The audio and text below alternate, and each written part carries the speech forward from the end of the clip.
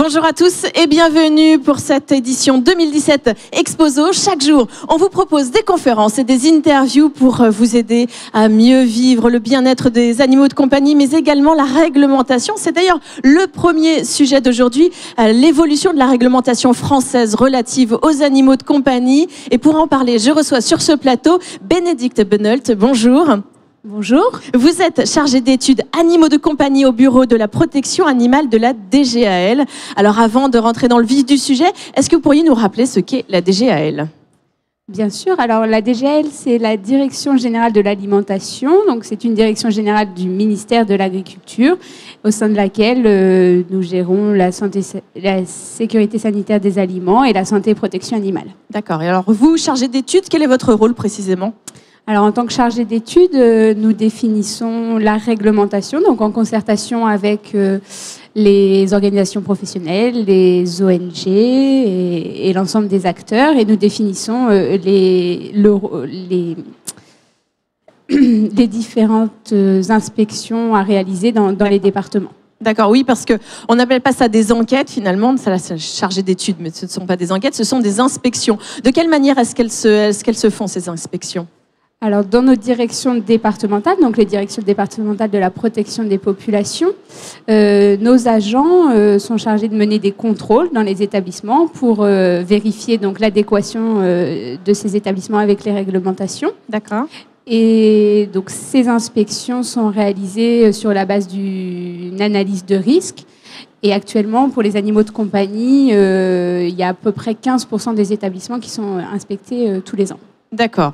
Et donc, et après, quand vous voyez que ça fonctionne, que ça ne fonctionne pas, c'est de là que vous vous dites, bon, ben, finalement, il faut qu'on change un petit peu la réglementation, il faut qu'on ajuste un petit peu les lois, c'est comme ça que ça se passe ? Alors effectivement, quand il y a des non-conformités dans ces établissements, il y a un rappel à la réglementation et éventuellement des sanctions derrière. Et nos services peuvent nous faire remonter les différents aspects qui fonctionnent, qui ne fonctionnent pas. Et ensuite, les professionnels, les associations de protection animale peuvent éventuellement nous faire remonter ici les difficultés. Et dans ce cas, on réfléchit tous ensemble pour mener et mettre en place de nouvelles règles. D'accord. Alors parlez-nous justement de cette évolution de réglementation française relative aux animaux de compagnie.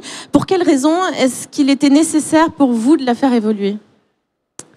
Alors nous n'avons pas de réglementation internationale ni européenne. Donc la réglementation relative aux animaux de compagnie est définie au niveau national, donc par le ministère de l'Agriculture, et tout est rassemblé dans le Code rural.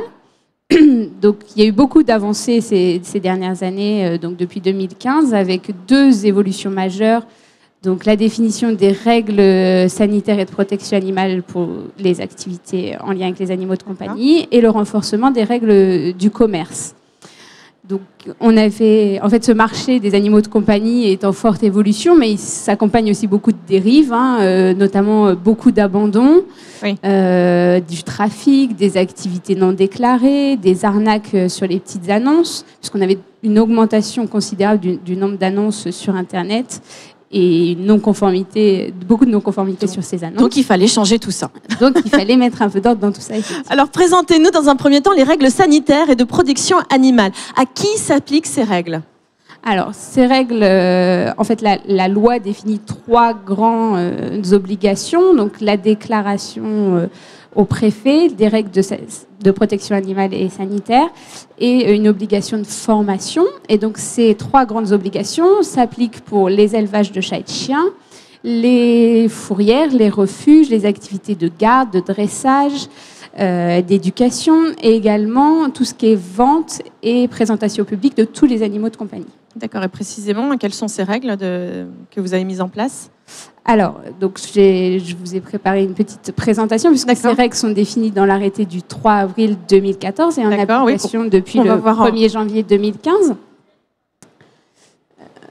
Donc, on va le voir dans un instant pour que vous puissiez nous expliquer, voilà, qu'on ait un petit visuel en même temps. Donc, c'est celle du 3 avril.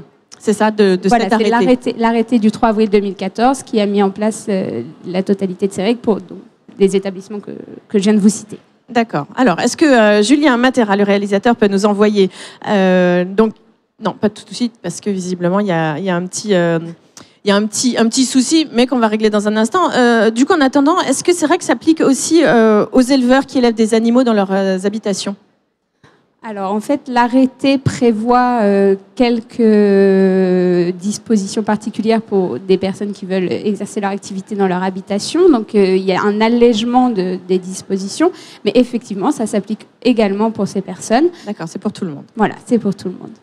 Avec un allègement des règles pour que ça puisse être réalisé dans les habitations. D'accord. Et alors, si par exemple on ne répond pas à cette réglementation quand on fait l'objet d'une inspection, qu'est-ce qui se passe ? Il y a tout de suite de la répression ou il y a d'abord de la prévention ? Alors, la première année de mise en place de cet arrêté, c'est vrai qu'on a été nos inspecteurs ont été un peu pédagogiques, donc expliquer la réglementation, etc. Mais dès qu'il y a une non-conformité, effectivement, on fait un rappel à la réglementation. Et si il n'y a pas d'amélioration, on fait une mise en demeure. Les gens doivent se mettre en conformité. Et si ensuite il n'y a toujours pas de mise en conformité, il peut y avoir des sanctions, des procès-verbaux et des sanctions financières. Et quand vous observez justement que les personnes ne sont pas dans la réglementation, est-ce que c'est plutôt volontaire de leur part ou est-ce que des fois c'est parce que c'est une négligence, c'est parce qu'ils ne connaissaient pas la nouvelle réglementation ? Alors on trouve tous les cas de figure. Bien sûr, lorsqu'il y a une nouvelle réglementation, il faut un temps d'adaptation, un temps d'information pour que ces gens prennent bien conscience de cette nouvelle réglementation et des nouvelles règles. Mais il y a aussi parfois un manque de connaissances, parfois c'est volontaire. Voilà, il y a tous les cas de figure. Dans ces 15% dont vous parliez tout à l'heure, voilà, il y a un petit peu des deux. Oui, mais c'est 15% des établissements. Après, parmi ces 15%, il y en a qui sont conformes, d'autres non conformes. Alors regardez, ça y est, c'est arrivé. Donc cet arrêté du 3 avril 2014. Expliquez-nous un petit peu tout ce qu'il y a, quels sont les éléments qu'on peut voir dedans.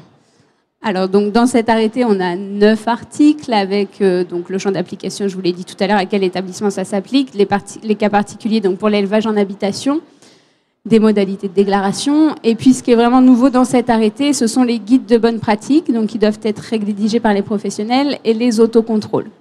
Donc, je vais vous en dire un peu plus. Donc, ce qui concerne les guides de bonne pratique, donc, ce sont des guides qui doivent être rédigés par des organisations professionnelles ou des associations représentatives. Donc l'objectif, c'est qu'il y en ait un par activité, donc un pour l'élevage, un pour les animaleries, un pour les refuges fourrières, par exemple. Et puis, donc, ces guides doivent bien prendre en compte les actualités scientifiques, techniques et réglementaires. Et ces guides donc, passent d'abord au sein du ministère, sont étudiés, ensuite vont faire l'objet d'une analyse au sein de l'ANSES, donc, qui est l'Agence nationale de sécurité sanitaire. D'accord. Et ensuite, le ministère peut valider ces guides. Donc, ces guides de bonne pratique vont servir d'aide pour les professionnels à mettre en place la réglementation. D'accord. Et ce guide, on peut se le procurer de quelle manière ? Alors, pour l'instant, ils sont en cours d'élaboration. Donc, nous avons le premier guide qui est celui des animaleries, qui est le plus avancé, qui est actuellement en cours d'évaluation à l'ANSES. D'accord. Et puis, celui des refuges fourrières est aussi bien avancé chez nous. Et celui des élevages est encore en cours de rédaction. Et après, il sera diffusé auprès des professionnels par les organisations qui les ont rédigés. D'accord. Donc, ça met un petit peu de temps. C'est normal. C'est ça. Voilà, donc ça c'était pour les guides de bonne pratique, pardon. Et donc ensuite, l'autre nouveauté de cet arrêté, c'est les autocontrôles. Donc en fait, on demande aux professionnels de mettre en place des autocontrôles. Donc ils vont devoir vérifier par eux-mêmes certaines données, par exemple la température ou des vérifications sur chaque animal, et enregistrer ces données pour que eux-mêmes soient capables de voir s'il y a une évolution. Et s'il y a un changement, être capable de trouver l'explication et de proposer des mesures correctives pour résoudre ces problèmes. D'accord.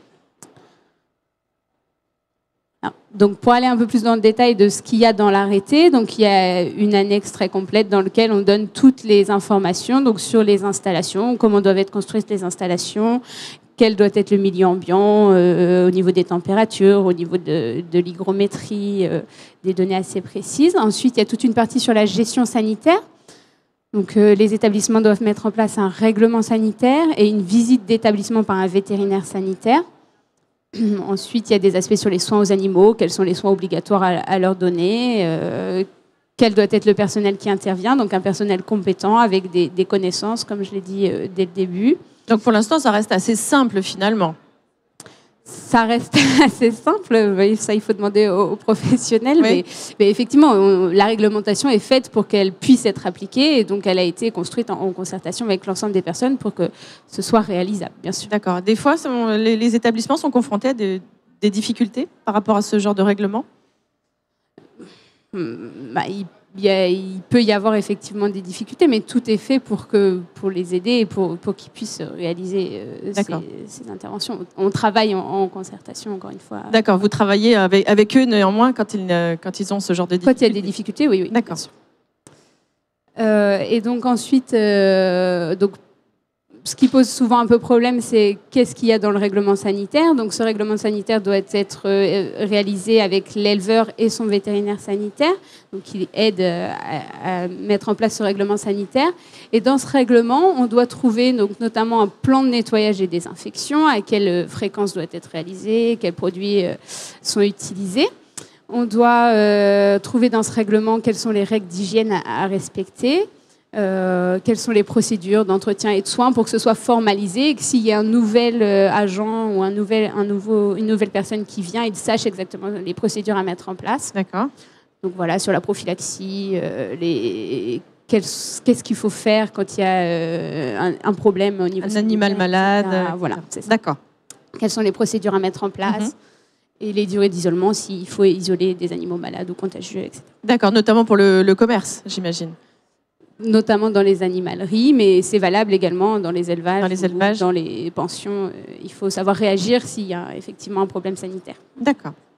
Alors ensuite il y a la visite d'élevage. Donc ça, c'est effectivement une nouveauté qui a eu quelques difficultés à se mettre en place parce qu'il fallait comprendre ce qu'attendait la réglementation de cette visite d'élevage. D'accord. Ça, c'est toujours en lien avec l'arrêté du 3 avril 2014. C'est toujours l'arrêté du 3 avril 2014 donc, qui impose cette visite.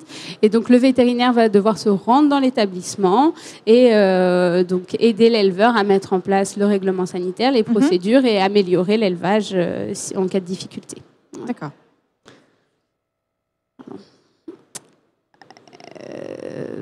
Voilà, et en complément donc, du règlement sanitaire et de la visite d'élevage, il y a également donc, le registre sanitaire dans lequel on doit trouver toutes les informations sur les animaux, quels ont été les traitements qui leur ont été apportés, lesquels ont été malades, quelles sont les ordonnances liées à tel animal, quel traitement le vétérinaire a prescrit à tel animal. Voilà. D'accord. Quel est le but de cet encadrement réglementaire ? L'objectif de cet encadrement est bien donc, d'imposer des règles à toutes ces activités pour assurer le bien-être des animaux, pour que tous ces établissements mettent en place ont les mêmes obligations en fait, vis-à-vis du bien-être et de la santé des animaux, donc d'où ces aspects sanitaires et l'encadrement de ces... D'accord. Concrètement, qu'est-ce qui a changé dans cette ordonnance ? Alors, donc ça c'était l'arrêté. Donc l'ordonnance, donc ça c'est la deuxième partie de la réglementation qui a été modifiée donc à partir du 1er janvier 2016. Et cette ordonnance, elle concerne non plus les règles sanitaires de protection animale, mais le commerce des animaux de compagnie. Ah d'accord. Donc là c'est une autre évolution. C'est une autre évolution réglementaire. Voilà. Donc là, l'objectif de cette ordonnance était de mieux encadrer le commerce pour diminuer la production des animaux et, par ce biais, limiter les abandons. D'accord, oui, donc j'ai été un peu vite finalement. Oui, mais on peut passer directement. Et donc voilà, donc l'objectif de l'ordonnance et de l'encadrement du commerce, c'était ça, limiter les abandons, faciliter les contrôles de nos services par la mise en place d'une traçabilité des annonces mises en place sur Internet, voilà. Et puis imposer les mêmes règles sanitaires et de protection animale donc, que je viens de vous présenter à l'ensemble des personnes, même les personnes qui voulaient vendre une faible production, si vous voulez faire une portée. D'accord. Oui, ça s'adresse un peu aux particuliers qu'on ne nomme pas encore éleveurs. Voilà, c'est ça, parce que donc on était effectivement confrontés à des personnes, on va dire des faux particuliers qui jusqu'à présent se disaient particuliers, mais pouvaient vendre 2, 3, 4 portées par an. Donc, par an. D'accord, ça c'était réglementaire. C'était jusqu'à 4 par an. Alors non, Non. La définition de l'élevage donc au 1er janvier 2016, c'était une personne qui fait naître des chiots et vend à partir de 2 portées par an. D'accord. Voilà. Maximum. Après, Maximum. on passe du côté éleveur. Voilà, c'est ça. D'accord. Donc, qu'est-ce qui a changé concrètement ? Alors, donc concrètement, avec cette ordonnance, donc la principale mesure, c'était donc effectivement la redéfinition du seuil de l'élevage. Donc cette fois, on est éleveur à partir du moment où on vend un chiot ou un chaton. D'accord. Donc dès le premier chiot ou chaton vendu, on devient un éleveur. Et alors, pardon, pourquoi ça vous a paru important de justement recadrer un petit peu ce processus voilà, entre la vente d'un chiot et puis la vente de 4 portées? Voilà, il y a une marge quand même. Pour quelle raison est-ce que vous avez pensé? Parce que ça générait vraiment trop de bénéfices au sein d'un foyer? Alors, notre premier objectif, c'était pas de fiscaliser ou autre, puisque de toute façon, ces ventes étaient déjà soumises à déclaration fiscale. Le premier objectif, vraiment, c'était de responsabiliser les gens qui voulaient faire reproduire. Donc, leur dire, vendre un chiot, c'est pas comme vendre 1 kilo de tomates. Donc, l'objectif, c'était bien de dire, il faut connaître, il y a des règles, ça ne se fait pas comme ça ne s'improvise pas. Donc à partir du moment où on veut vendre ne serait-ce qu'un chiot ou un chaton, il faut y réfléchir, il faut que ce soit vraiment une prise de conscience de tout ce que ça peut engendrer par la suite. Effectivement. Et donc, comme je vous l'ai dit au début, on avait de plus en plus d'annonces Internet qui faisaient une offre énorme de chiots derrière et en conséquence des abandons. Donc il nous a paru important de recadrer et dès le premier chiot ou chaton, que les règles s'appliquent de la même manière. D'accord. Donc, avec cette redéfinition du seuil de l'élevage, on a imposé une déclaration. Donc, d'accord, on va voir ici, si on peut revenir sur le document. L'obtention d'un numéro sirène, donc se déclarer comme activité, comme exploitant agricole. D'accord. Comme une activité agricole, donc l'obtention d'un numéro sirène. Voilà. Et puis on a également supprimé, donc ça c'est plutôt une démarche administrative, on a supprimé le certificat de capacité. Je vous l'ai dit, la loi définit 3 grandes obligations, dont l'obligation de connaissance. Et donc jusqu'à présent, il fallait un certificat de capacité qui était délivré par les directions départementales de la protection des populations. D'accord. Et à partir donc depuis le 1er janvier 2016, ces directions ne délivrent plus le certificat de capacité, mais l'attestation de connaissance qui est obtenue suite à une formation dans un organisme habilité suffit à exercer les activités en lien avec les animaux de compagnie. Voilà. Donc ça, c'était les trois premières modifications donc, qui ont été faites par l'ordonnance. Ensuite, on a également modifié donc, dans le Code rural l'article L214-7, donc, qui concerne les ventes de chiens et de chats donc, dans les lieux qui ne sont pas spécifiquement consacrés aux animaux. D'accord. Donc, c'est-à-dire qu'on a clairement interdit la vente des chats et des chiens dans des marchés qui ne sont du pas dimanche matin, de fruits et légumes, etc. Voilà, donc on ne peut plus. Vraiment que ça soit il faut que ce soit événement spécialisé, spécifiquement, que le lieu soit spécifiquement à la vente des animaux de compagnie. C'est ça. D'accord. Voilà. Ensuite, on a quand même prévu une dérogation pour tout ce qui est manifestation avec des oiseaux ou des rongeurs, des autres que les chats et les chiens. Donc, le préfet peut accorder une dérogation pour pouvoir vendre ces animaux dans d'autres circonstances. D'accord, mais il faut en faire la demande. C'est ça. Et la démarche. Et la démarche. Et attendre la réponse du préfet. C'est ça. D'accord, ensuite. Voilà. Ensuite, donc, on a également interdit donc, la vente en libre service des vertébrés. Donc ça, c'était une mesure en réponse à des demandes un peu grandissantes de, par exemple, vendre des poissons rouges dans des supermarchés ou autres. Donc on a vraiment voulu bloquer cette démarche-là et interdire. Et ensuite, donc, on a renforcé les règles de cession. Donc, à chaque fois que maintenant les gens veulent vendre cet animal, ils doivent fournir un certificat de cession. Ils doivent fournir un document sur les besoins des animaux, ce qui permet aux nouveaux propriétaires de connaître les coûts d'entretien de cet animal, les besoins. Voilà. D'accord. Et ce certificat de cession, est-ce qu'on peut le télécharger sur la DGAL ou c'est vraiment un document qu'on fait soi-même de manière manuscrite? Comment ça se passe ? Alors, pour tout ce qui est organisation professionnelle, tout ce qui est professionnel, les organisations font déjà des modèles, etc. Et pour les particuliers, effectivement, c'est un document qu'on peut trouver sur Internet, mais qui peut être, tant qu'il y a les coordonnées de l'acheteur, du vendeur, voilà, on peut le faire. On n'aille pas dans toutes les directions. C'est ça. Et donc, le troisième document obligatoire lorsqu'on cède son chat ou son chien, c'est la présence d'un certificat vétérinaire.